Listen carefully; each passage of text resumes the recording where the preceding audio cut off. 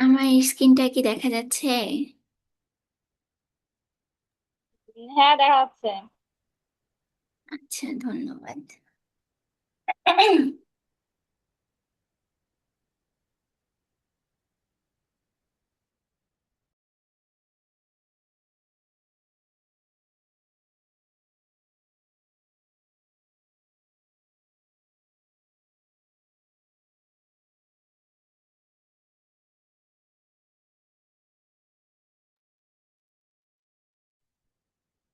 আমরা দেখতে দেখতে আমাদের কিন্তু অলরেডি এই 6টা ক্লাস হয়ে গেছে। আজকে 7 নাম্বার ক্লাস। আর বড়জোর 10-12টা ক্লাসের পরে আপনাদের সাথে আমারও জার্নিটা শেষ হয়ে যাবে। তো আজকে আমাদের রিটেল সেলস অ্যান্ড অপারেশনের 7 নাম্বার ক্লাস। আমি আছি আপনাদের মেন্টর হিসেবে কবিতা মোহন্ত। আর আমাদের আজকের শেখার টপিক হচ্ছে ইনভেন্টরি অ্যান্ড স্টক ম্যানেজমেন্ট। অর্থাৎ ইনভেন্টরি বলতে একটা প্রতিষ্ঠানে থাকা সব ধরনের পণ্য বা সামগ্রীকে বোঝায়। তো আর স্টক ম্যানেজমেন্ট বলতে বোঝাচ্ছে সেই পণ্যগুলো আমরা কিভাবে সংরক্ষণ করব বা কিভাবে হিসাব রাখবো, এবং প্রয়োজন অনুযায়ী আমরা কিভাবে সেগুলো ব্যবহার বা আর কি বিক্রি করব, সেই প্রক্রিয়া। তো একটা দোকানে শুধু পণ্য বিক্রি করলেই কিন্তু হবে না। কত ধরনের পণ্য আছে, কখন নতুন পণ্য আনতে হবে, তারপরে কখন নতুন পণ্য অন্য পণ্য বিক্রি করতে হবে, এসব কিছুও কিন্তু আমাদের জানতে হবে। তো এখানে আমি সাবটাইটেল হিসেবে একটা জিনিস লিখে রেখেছি আপনাদের জন্য, যে managing stock efficiently for better retail performance. অর্থাৎ উন্নত খুচরা ব্যবসার কার্যক্রমের জন্য দক্ষতার সঙ্গে স্টক পরিচালনা করাটা অতীব জরুরি, বা স্টক পরিচালনা করাটা অনেক দরকার। সহজ ভাষায় আমরা বলতে পারি যে দোকানের পণ্য সঠিকভাবে যদি আমরা পরিচালনা করে ভালো একটা সেবা দিতে পারি, তাহলে ব্যবসার সফলতা কিন্তু একদম একদম নিশ্চিত। তো আমরা আমাদের টপিক সম্পর্কে জানলাম, ইনভেন্টরি অ্যান্ড স্টক ম্যানেজমেন্ট। তো আজকে আমাদের লার্নিং অবজেক্টিভসগুলো হচ্ছে ডিফাইন ইনভেন্টরি অ্যান্ড স্টক। অর্থাৎ আজ আমরা ইনভেন্টরি অ্যান্ড স্টকের সংজ্ঞা জানবো, এদের মধ্যে পার্থক্য কি সেটা বুঝবো। এরপর understand the importance of inventory management. অর্থাৎ ইনভেন্টরি ম্যানেজমেন্টটা কেন গুরুত্বপূর্ণ সেটা সম্পর্কেও আমরা আজকে শিখবো। এরপর আমরা জানতে পারবো আইডেন্টিফাই টাইপস অফ ইনভেন্টরি। অর্থাৎ ইনভেন্টরি কত ধরনের হতে পারে সেগুলো সম্পর্কেও আমরা জানবো। এরপর লার্ন স্টক রিসিভিং প্রসিডিওরস। অর্থাৎ নতুন পণ্য দোকানে এলে সেটা আমরা কিভাবে গ্রহণ করব সেটাও আমরা শিখবো। এরপর আন্ডারস্ট্যান্ড স্টক স্টোরেজ মেথডস। অর্থাৎ কিভাবে নিরাপদে এবং সঠিকভাবে কোনো পণ্য সংরক্ষণ করতে হয় সেটা সম্পর্কে আমরা শিখবো আজকে। তারপর আমরা শিখবো apply FIFO and FEFO methods. অর্থাৎ এই যে দুইটা আমি মেথডের নাম বললাম, FIFO এবং FEFO, তো এই দুইটা মেথড সম্পর্কে আমরা জানবো, এবং এই দুটার পূর্ণরূপ সম্পর্কেও আমরা আজকে শিখব। এই দুটার পূর্ণরূপ আপনারা অবশ্যই মনে রাখবেন, এই দুটা প্রশ্নে থাকতে পারে। আগে আমি প্রশ্ন ফাঁস করে দিলাম, তো এই দুটার পূর্ণরূপ আজকে আমরা শিখব। আপনারা মনে রাখবেন, ভালোভাবে মনোযোগ দিবেন। তো apply FIFO and FEFO methods.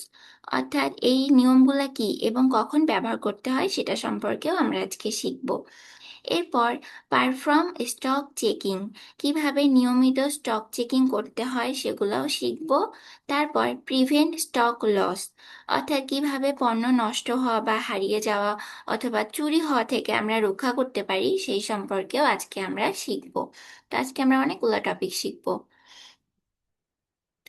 তো আমরা প্রথমেই জানবো যে হোয়াট ইজ ইনভেন্টরি। এই ইনভেন্টরিটা কি?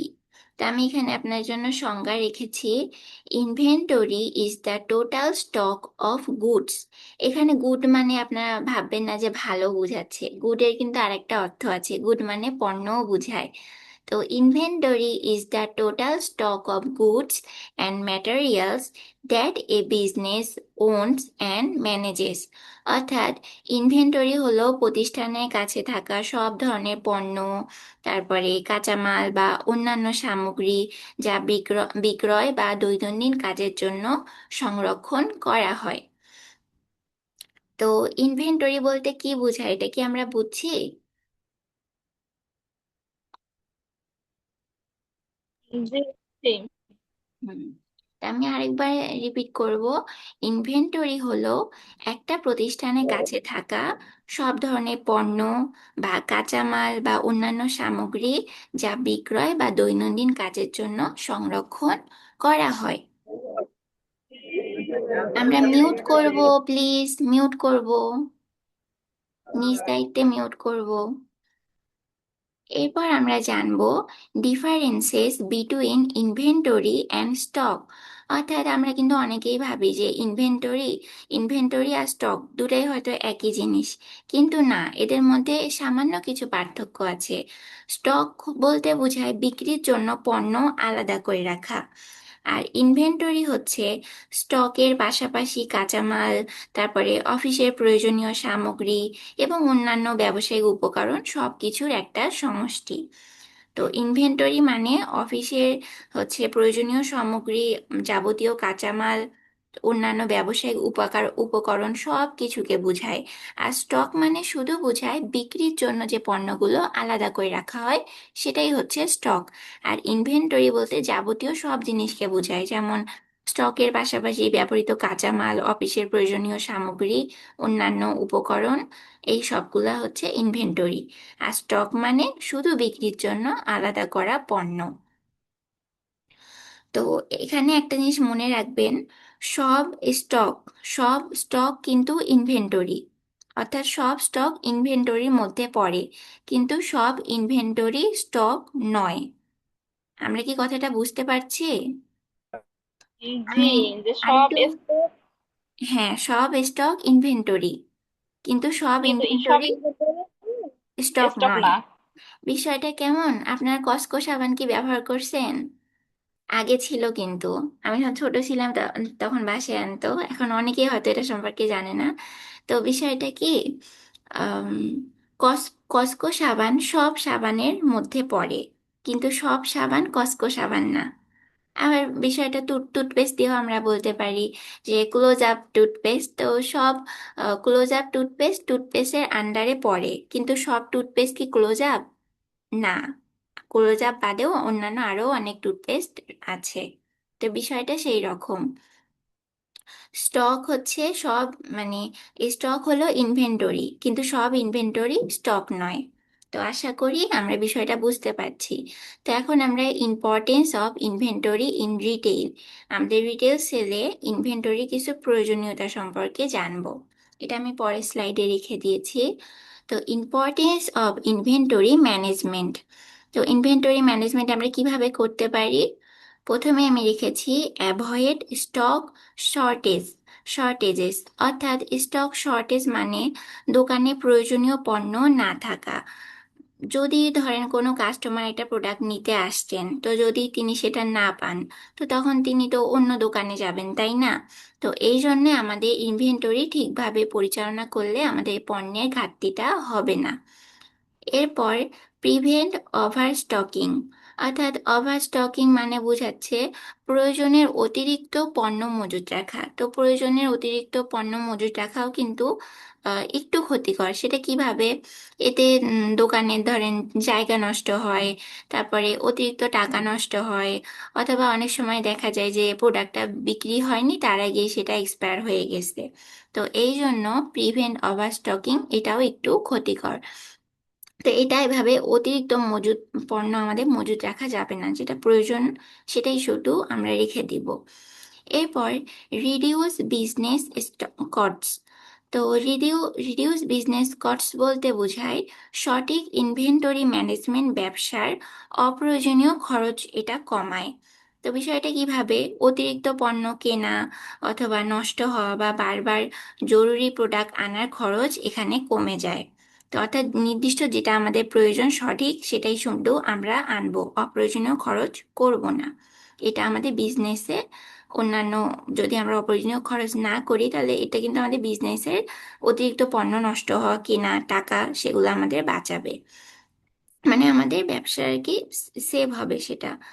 তো এরপর ইমপ্রুভ কাস্টমার স্যাটিসফ্যাকশন। তো কাস্টমার যখন প্রয়োজনীয় প্রোডাক্ট সময় মতো পাচ্ছেন, তো তখন কিন্তু তারা সন্তুষ্ট হবেন এবং ভবিষ্যতে আবারও আমাদের দোকানে আসবেন। এরপর ইনক্রিজেস বিজনেস প্রফিট। সঠিক সময় যদি সঠিক প্রোডাক্ট আমরা বিক্রি বাড়ে, তখন কিন্তু অপচয়টাও কমবে এবং ব্যবসার একটা লাভও তখন বৃদ্ধি পাবে। তো ইম্পর্টেন্স অফ ইনভেন্টরি ম্যানেজমেন্টের প্রয়োজনীয়তাগুলো আশা করি আমরা বুঝতে পেরেছি। তো এরপরে স্লাইডে আমি রেখেছি টাইপস অফ ইনভেন্টরি। তো কিছু ইনভেন্টরি সম্পর্কে এখন আমরা জানবো। তো প্রথমেই হচ্ছে র ম্যাটেরিয়ালস। তো র ম্যাটেরিয়ালস বলতে বোঝায় কাঁচামাল যা দিয়ে নতুন প্রোডাক্ট তৈরি করা হয়, যেমন ধরেন কাপড়, তারপরে কাঠ, লোহা, প্লাস্টিক, এগুলা জিনিস। তারপরে ওয়ার্ক ইন প্রোগ্রেস। এখানে ওয়ার্ক ইন প্রোগ্রেসের একটা শর্ট ফর্ম আমি রেখে দিয়েছি, WIP। আপনাদের প্রশ্ন আসতে পারে WIP এর পূর্ণরূপ কি। তো WIP এর পূর্ণরূপ হচ্ছে ওয়ার্ক ইন প্রোগ্রেস। বুঝতে পারছি কি আমরা? হ্যাঁ, বুঝতে পারতেছি। তো ওয়ার্ক ইন প্রোগ্রেস বলতে বোঝায় যে প্রোডাক্ট এখনো তৈরি ওকে। হচ্ছে। কেউ কি কিছু বলবেন?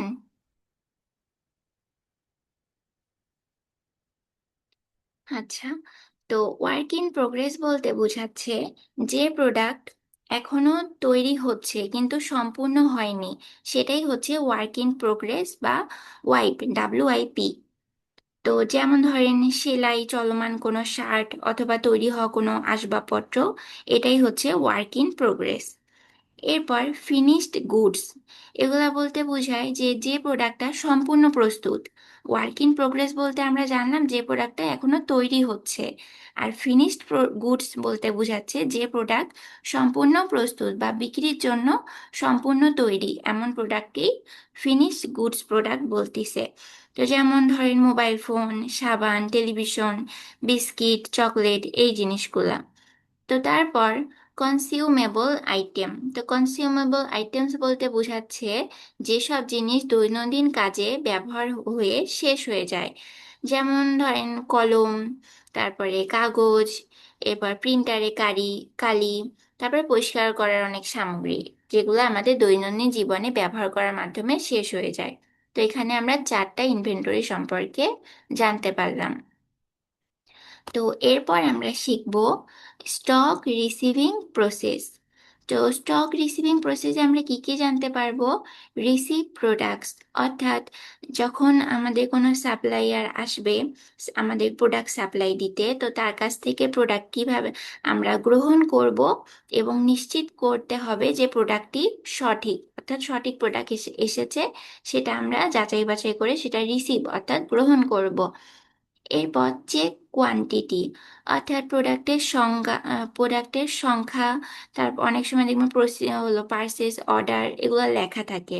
তো প্রোডাক্টের সংখ্যা, তারপর পার্সেস অর্ডার, এগুলো সব আমরা মিলিয়ে চেক করে নিব যে এটা আমাদের ঠিক আছে কিনা, যে প্রোডাক্টটা আমরা সাপ্লাইয়ার দিতে আসছে তো সেটা ঠিক আছে কিনা।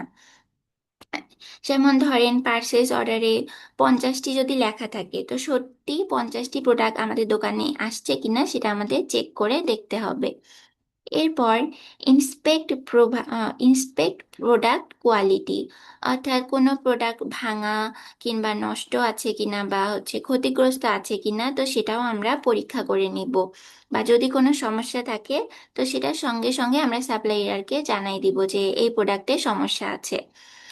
এরপর ম্যাচ উইথ পারচেস অর্ডার, অর্থাৎ ম্যাচ উইথ পারচেস অর্ডার বলতে বোঝাচ্ছে যে প্রোডাক্টটার ব্র্যান্ড বা মডেল বা কোয়ান্টিটি লেখা আছে, তো তার সঙ্গে প্রোডাক্টটা আমাদের মিলিয়ে দেখতে হবে যে যা লেখা আছে আর আমরা যেটা অর্ডার করছি এটা ঠিক আছে কিনা, ম্যাচ করে নিব। অর্থাৎ মিলিয়ে নিব। তো তারপর আমরা জানবো আপডেট ইনভেন্টরি রেকর্ডস, অর্থাৎ সবকিছু যদি ঠিক থাকে তাহলে ইনভেন্টরি রেজিস্টারে আমরা নতুন স্টকে তথ্য আপডেট দিব। অনেক দোকানে দেখবেন কম্পিউটারে এরকম আপডেটগুলো লেখা থাকে। তো সেখানে আপনারা যেখানে কাজ করবেন ওখানে আমরা এভাবে সুন্দরভাবে আপডেটটা লিখে রাখবো, যাতে আমাদের পরবর্তীতে হিসাব নিকাশে কোনো ভুল না হয়। তো এটাই হচ্ছে আমাদের স্টক রিসিভিং প্রসেস। এই স্লাইডে কি কারো কোনো সমস্যা আছে? আমরা কি ক্লাসে আছি?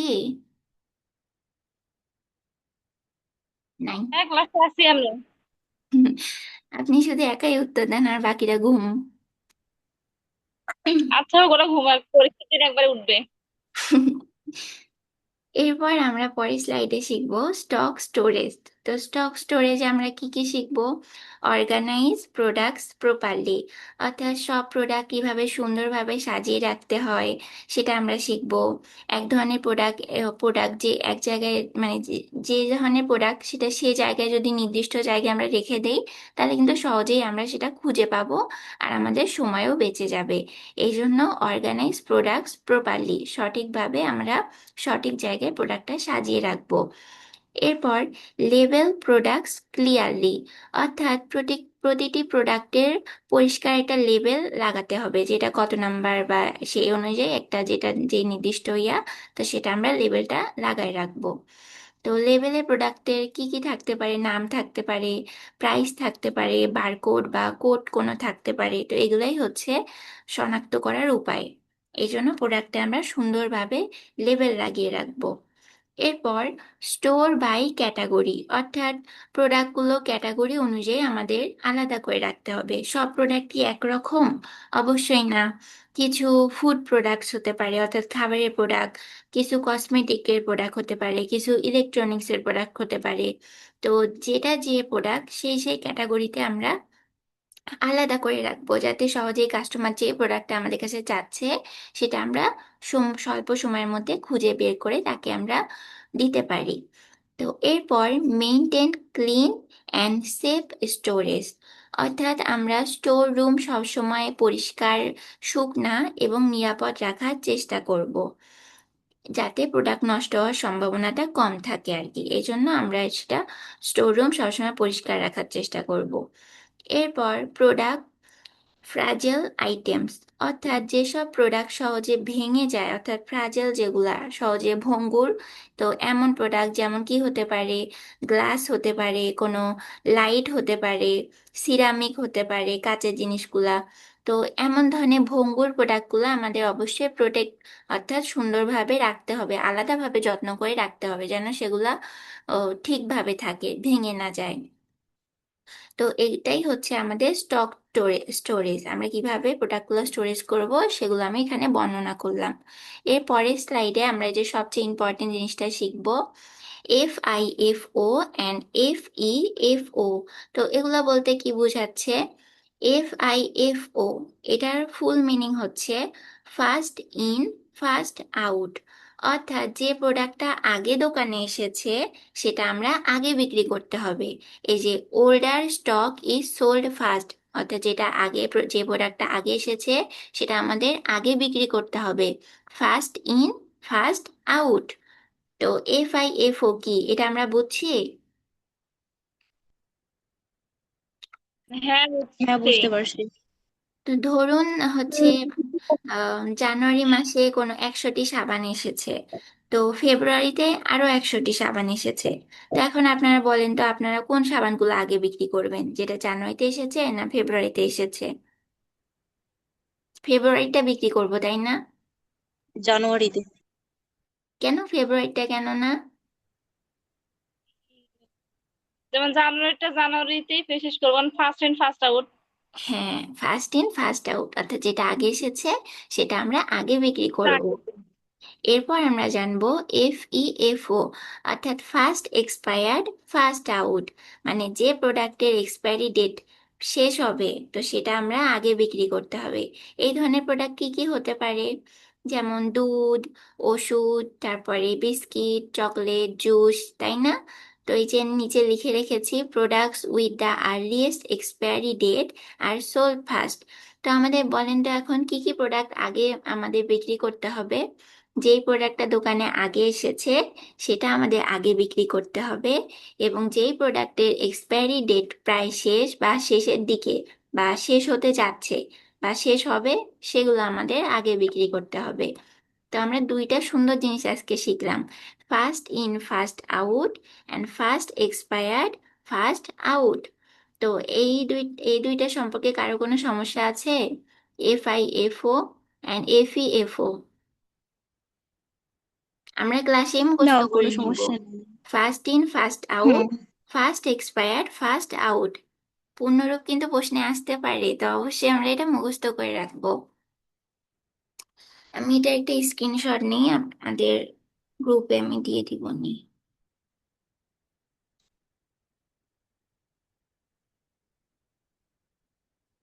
এর পরের স্লাইডে আমরা শিখব স্টক চেকিং সম্পর্কে, অর্থাৎ কিভাবে আমাদের স্টকগুলো চেক করব। তো ফিজিক্যাল স্টক কাউন্ট, অর্থাৎ স্টোরে থাকা পণ্যগুলো বা প্রোডাক্টগুলো অবশ্যই হাতে গুনে আমাদের সেগুলো গণনা করে রাখতে হবে। এরপর কম্পেয়ার উইথ ইনভেন্টরি রেকর্ডস, অর্থাৎ গুনে পাওয়া প্রোডাক্টগুলোর সংখ্যা ইনভেন্টরি রেজিস্টারের তথ্যের সাথে অবশ্যই মিলিয়ে দেখতে হবে যে যেটা আমাদের রেজিস্টারে আছে সেই অনুযায়ী সঠিক পণ্যগুলো আসছে কিনা বা সঠিক সংখ্যার অনুযায়ী পণ্য আসছে কিনা সেগুলো আমরা মিলিয়ে দেখব।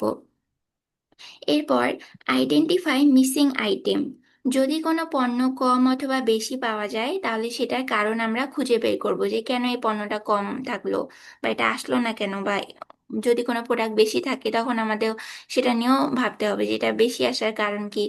তো এতে আমরা কি করতে পারি, যখন আমরা এই বিষয়টা নিয়ে আমরা হিসাব নিকাশ করে রাখবো তখন কিন্তু চুরি বা ভুল হিসেব বা অন্য কোনো কারণে আমরা তখন অসুবিধায় পড়বো না।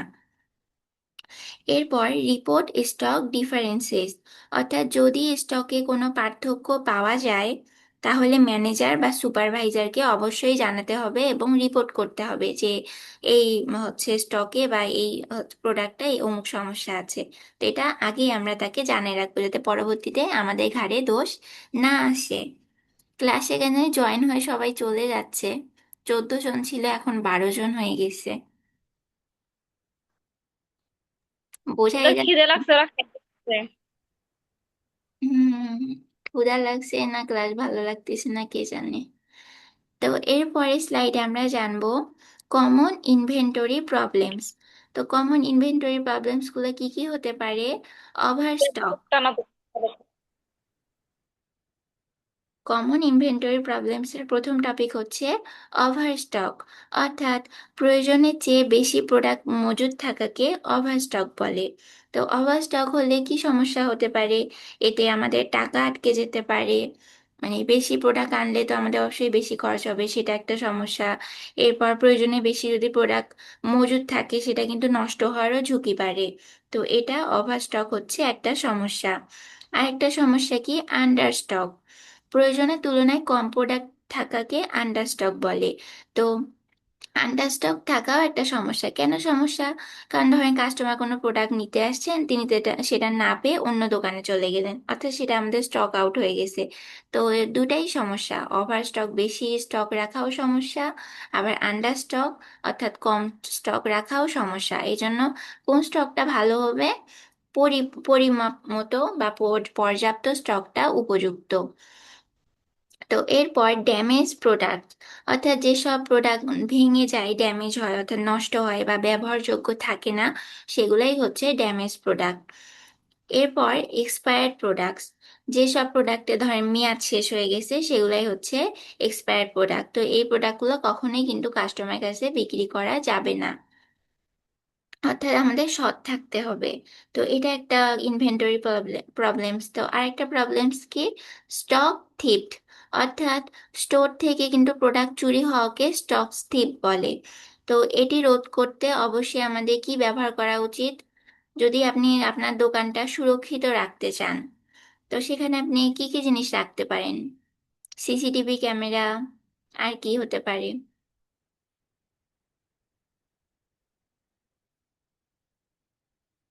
আমরা কি আছি ক্লাসে? আমাদের প্রোডাক্ট হ্যাঁ আছে। চুরি হওয়া থেকে রক্ষা করতে আমরা কি করতে পারি? আমাদের দোকানের জন্য সিসিটিভি ক্যামেরা লাগাতে পারি, আর কি করতে পারি? নিয়মিত, যেটা সম্পর্কে আজকে আমরা শিখতেছি, নিয়মিত স্টক চেকিং করতে পারি, এরপর সঠিক রেকর্ড রাখতে পারি। তো এই বিষয়গুলো অবশ্যই খুব গুরুত্বপূর্ণ। এরপরে আমরা শিখব প্রিভেন্টিং স্টক লস। এখানে আমরা কি কি জানতে পারবো? রেগুলার স্টক চেকিং, অর্থাৎ নিয়মিত যে স্টকগুলো চেকিং যদি আমরা করি, তাহলে দ্রুত বোঝা যায় যে কোন প্রোডাক্ট বেশি আছে বা কোন প্রোডাক্ট কম আছে, বা কোনো প্রোডাক্ট হারিয়ে গেছে কিনা। তো তখন আমরা সেটা অনুযায়ী আমরা প্রোডাক্ট কিন্তু আবার আনতে পারি, যে আমাদের দোকানে এই প্রোডাক্টটা কম, এটা আমাদের আবার আনা দরকার, সাপ্লাই করা দরকার। তো রেগুলার স্টক চেকিং এর মাধ্যমে আমরা বুঝতে পারবো কোনো প্রোডাক্ট কম আছে কিনা বা বেশি আছে কিনা বা হারিয়ে গেছে কিনা। তো এটা আমরা রেগুলার স্টক চেকিং এর মাধ্যমে জানতে পারবো। এরপর আমরা জানতে পারবো প্রপার স্টোরেজ, অর্থাৎ প্রোডাক্টের সঠিক তাপমাত্রা বা পরিষ্কার বা নিরাপদ স্থানে রাখা আছে কিনা বা রাখতে হবে। তো কেন রাখতে হবে? কারণ প্রপার যদি আমরা স্টোরেজ করি বা সঠিকভাবে সঠিক তাপমাত্রা বা পরিবেশে সেটা রেখে দেই, তাহলে কিন্তু প্রোডাক্টটা নষ্ট হবে না। আর যদি আমরা প্রপারলি স্টোরেজ না করি, তাহলে কিন্তু ভুলভাবে সংরক্ষণ করার ফলে প্রোডাক্টটা নষ্ট হয়ে যেতে পারে, আমাদেরও বিজনেসের লাল বাতি জ্বলতে পারে। তো তারপর আমরা সিসিটিভি মনিটরিং, অর্থাৎ আমরা স্টোরে, আমাদের দোকানে অবশ্যই সিসিটিভি বা সিসি ক্যামেরা লাগানোর ব্যবস্থা থাকলে, তো সেই সিসিটিভি ক্যামেরা আমরা লাগানোর চেষ্টা করব। তাহলে কি হবে? আমাদের চুরি হওয়া থেকে দোকান রক্ষা পাবে, এছাড়াও যে কোনো অনিয়ম হওয়া থেকেও রক্ষা আমরা করতে পারি। ধরেন কোনো অসাধু সেলসম্যান থাকতে পারে, তো তারও আমরা হিসেব নিকেশ বা অন্য কিছু আমরা ধরতে পারবো। সিসিটিভি ক্যামেরার মাধ্যমে কোনো অনিয়ম হলে সেটা আমরা ধরতে পারবো। এরপর অ্যাকুরেট রেকর্ড কিপিং, অর্থাৎ স্টকের সব তথ্য সঠিকভাবে আমাদের লিখে রাখতে হবে। কেন লিখে রাখতে হবে? কারণ যদি আমরা সেগুলো লিখে রাখি, তাহলে ভবিষ্যতে যদি কোনো সমস্যা হয়, তো সেটা আমরা ওখানে বলতে পারি যে না, আমরা তো এইভাবে সব রেকর্ড চেক করেই রেখেছি, তো দেখেন আমাদের সব হিসাব নিকেশ ঠিক আছে। তো যাতে ভবিষ্যতে কোনো সমস্যা হলে আপনি নিজের গা বাঁচায় থাকতে পারেন, যে না, আমি আমার হিসাব নিকাশ ঠিক রাখছি, মানে আমি ঠিক আছি, কোনো সমস্যা নেই। এরপর স্টাফ রেসপন্সিবিলিটি, অর্থাৎ প্রতিটি কর্মচারীকে নিজের দায়িত্বটা সঠিকভাবে পালন করতে হবে। আর সবাই যদি সচেতন আমরা থাকি, তাহলে কিন্তু আমাদের স্টক লস অনেক অংশেই কমে যাবে। তো এই স্লাইডে কারো কোনো সমস্যা আছে?